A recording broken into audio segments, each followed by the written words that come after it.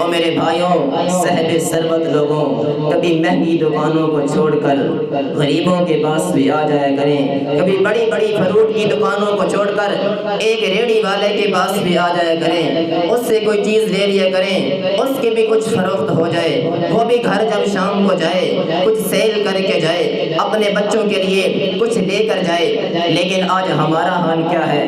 جب کسی ریڑھی والے کے پاس آتے ہیں، اس سے پوچھتے ہیں کہ سیب کس طرح دے رہے ہو؟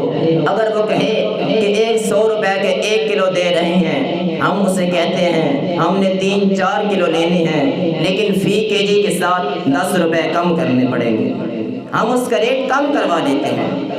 اب سیزن ہے، لوگ غریب لوگ جو ایک کولر کے اندر گرم انڈے بچنے کے لیے آپ کے پاس آئیں گے، یعنی 25 روپے کا آج ریٹ چل رہا ہے تو 250 روپے کے درجن بنتے ہیں، ہم اسے کہتے ہیں 2 درجن لینے ہیں لیکن 400 روپے کے دے دو، 100 روپیہ کم کروا لیتے ہیں۔ چاہیے تو یہ تھا کہ ان لوگوں کے ساتھ ہمدردی کرتے، 500 کے بجائے اس کو 600 روپے دے دیتے، 700 روپے دیتے، 800 روپے دے دیتے، تاکہ اس کے گھر کا چولہا بھی جل سکے۔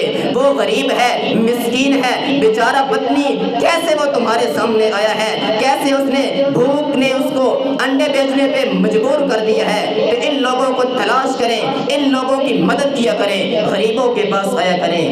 انہیں کو میری اور آپ کی زبان میں سفید پوش کہا جاتا ہے۔